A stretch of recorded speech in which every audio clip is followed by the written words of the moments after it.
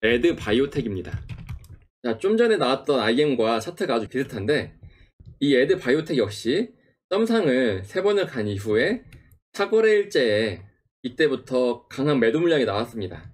6월 9일 당시 공시를 보면 전환사채권 발행 결정 제7회차라는 공시가 있습니다. 약 100억 원의 투자금이 납입된다는 것을 알 수 있고요. 같은 날에 유상증자 결정도 공시가 나왔습니다. 약 56억의 투자금이 들어옵니다. 이렇게 전환사채 발행, 제3자 배정 유상증자 이것을 통해서 상한가를 간 것입니다. 그것도 점상한가를 갔죠. 약 5배 주가가 순식간에 올랐습니다. 다시 공시를 보겠습니다. 6월 11일 전환청구권을 행사하죠. 이 전환청구권은 세력들이 자주 애용하는 수법입니다.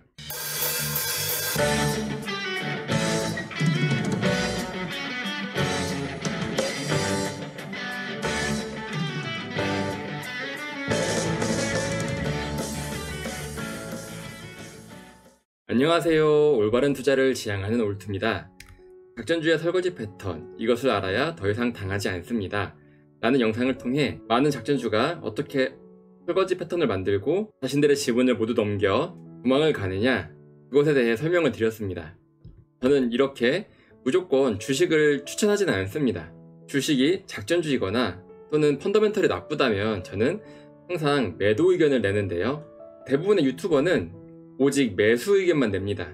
원래 매수 의견이 매도 의견보다 훨씬 쉽습니다. 매수는 기술이고 매도는 예술이다 라는 말이 있죠. 그만큼 매도가 어렵기 때문에 이 매도에 대한 의견을 잘 내지 않는데요. 특히 어떤 주식을 매수 의견을 내야 많은 사람들이 유튜브 영상을 찾아봅니다. 유튜버가 매수 의견만 내는 이유는 사람들은 듣기 좋은 것만 듣는 습성이 있습니다. 그래서 매수 의견 영상을 찍으면 주주분들 입장에서는 반가운 영상이기 때문에 영상을 시청하게 됩니다. 그러나 매도 의견 영상 같은 경우는 주주분들을 기분 나쁘게 만들죠. 또한 이 영상을 시청하지 않을 가능성도 많습니다. 그래서 많은 유튜버가 대부분 주식 매수 의견만 내는 것입니다.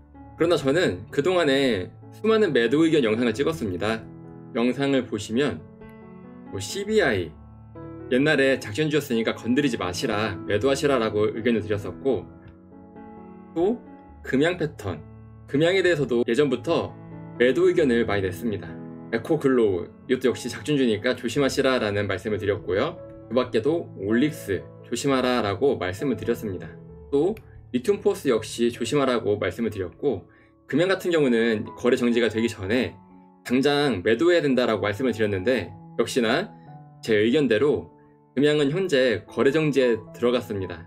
이런 식으로 매도 의견을 내게 되면 이 주식을 보유하고 있는 주주분들 입장에서는 기분이 매우 나쁠 수밖에 없습니다. 특히 손실이 마이너스 70%, 마이너스 80% 이런 경우에 이걸 어떻게 손절하느냐 라고 말씀을 하시는 분들도 있는데, 제가 이 금양을 찍을 때도 현재 마이너스 80%, 지금 마이너스 70%가 문제가 아니다. 지금 이 기업은 거래 정지 될 수 있다 라고 말씀을 드렸습니다. 역시나 거래 정지 됐고요. 저도 매수 의견만 낼 수 있습니다. 하지만 중요한 것은 손실을 최대한 줄이는 것입니다. 그래서 제가 봤을 때 움직임이 심상치 않은 주식들은 대부분 매도 의견을 찍었는데, 물론 매도 의견을 낸 이후에 주가가 다시 반등을 해서 상승을 할 수도 있습니다. 그러나 대부분의 주가는 매도 의견 직후에 급락을 했다는 것을 살펴보시면 좀 더 중립적인 입장을 취하실 수 있을 것입니다. 자, 예를 들면 한국첨단소재 있죠? 제가 이때 이거 작전주 패턴이 보이니까 빨리 매도하시고 수익을 실현하시라 라고 말씀을 드렸습니다. 다음날 주가가 급등을 하다가 바로 하락을 했죠. 이때가 최고가였습니다. 이후 주가는 계속 하락을 했습니다. 이 최고가 당시가 약 11,500원인데요 지금 주가는 4,000원도 안 됩니다. 그렇다는 얘기는 60% 이상 지금 손실이라는 의미죠. 만약에 제가 이때 팔으라고 했을 때 팔고 나가셨다면 그나마 손실을 키우지 않았을 텐데, 이때 빠져나가지 못했다면 손실은 계속 누적돼서 커질 것입니다. 에코글로우 역시 제가 이때 작전주 패턴이니까 조심하시라 라고 말씀을 드렸습니다. 현재 이 지지선을 이탈해서 주가가 하락을 하다가 다시 반등이 나오고 있는 상황인데, 이런 주식들은 펀더멘털을 받쳐주지 않기 때문에 항상 조심하셔야 합니다.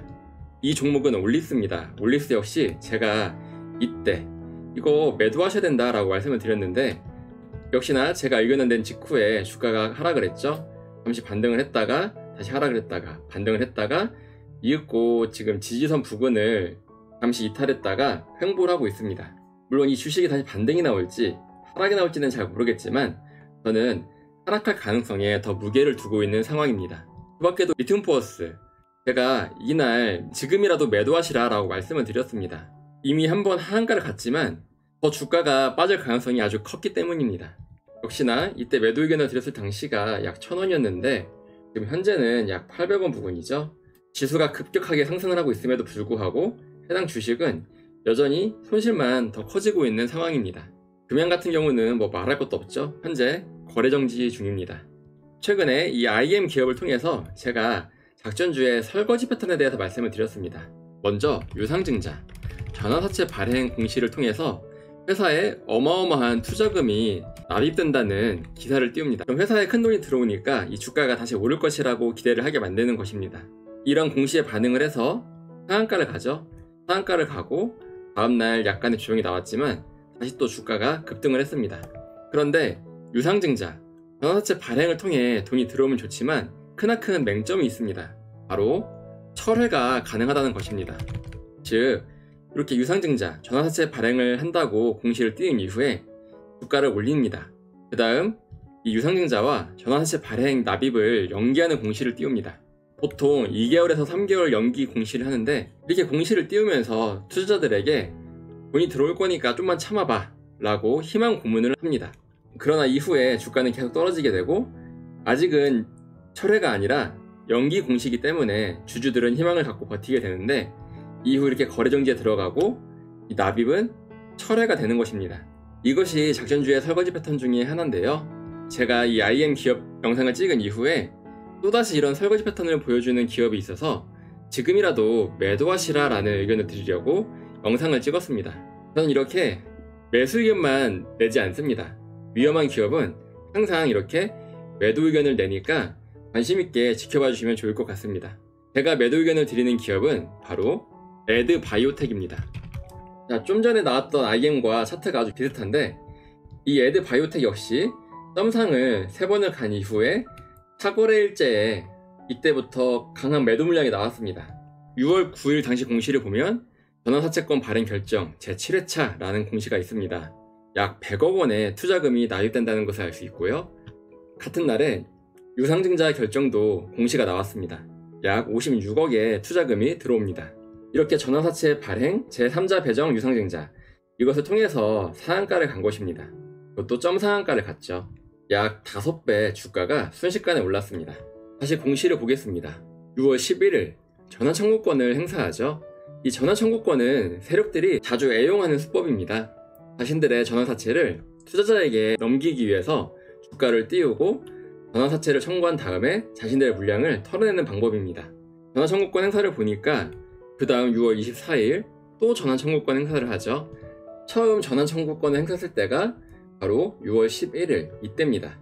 즉 주가를 한가득 올린 다음에 여기서 전환청구권을 행사해서 자신의 전환사채 물량을 투자자에게 넘겨서 파는 것입니다. 다시 공시를 보겠습니다. 이후에 공시를 보시면 7월 3일 정정 전환사채권 발행 결정 제7회차라는 말이 있습니다. 금액은 100억에서 80억으로 줄었고요. 공시를 보니까 현재 80억은 납입이 됐습니다. 그러나 아래에 있는 제3자 유상증자 배정 같은 경우는 2025년 8월 29일에 납입입니다. 아직도 기한이 한 달 이상 남았고요. 이 유상증자 대금 납입이 철회될 가능성도 아주 큽니다. 왜냐하면 지금 이 유상증자 결정 그리고 전환사채권 발행 결정은 자신들의 전환사채를 일반 개인 투자자에게 넘기기 위해서 주가를 끌어올리기 위한 모멘텀이었기 때문입니다. 주가가 오르기 시작하니까 전환청구권 행사, 전환청구권 행사, 또 전환청구권 행사 기다렸다는 듯이 자신들의 전환사채 물량들을 개인 투자자에게 넘기고 있습니다. 7월 11일에도 전환청구권 행사를 했고요. 현재 세력들은 이런 전환청구권 행사를 통해서 회사에 들어왔던 전환사채권 7회차 80억보다 훨씬 더 커다란 수익을 거뒀습니다. 자신들의 물량들을 다 처분했기 때문에 굳이 유상증자 납입을 서두를 필요가 없겠죠. 아마 이것은 철회될 가능성이 아주 큽니다. 따라서 이 에드바이오텍 주식을 갖고 있는 개인 투자자라면 이후에 주가가 더 하락할 가능성도 아주 크기 때문에 지금이라도 매도하시고 빠져나오는 것을 추천드립니다. 현재 전환사채가 실제로 납입이 되었지만 여전히 주가는 하락을 하고 있습니다. 그렇다면 이 유상증자가 실제로 납입이 되든 안 되든 주가는 더 하락할 가능성도 크고, 그 이유는 전환사채, 유상증자 발행을 통해 주가를 올렸던 이유가 세력들이 자신들의 전환사채를 개인 투자자에게 넘기기 위한 하나의 쇼였고, 이미 물량을 다 넘겼기 때문에 굳이 주가를 다시 들어 올릴 필요가 없습니다. 그래서 유상증자가 납입이 돼도 주가는 더 하락할 가능성이 크다라는 말씀을 드리고 싶습니다. 이런 전환사채를 이용한 작전주의 패턴에 대해서 알고 싶은 투자자는 이어져 나오는 영상을 참고하시면 큰 도움이 될 것입니다.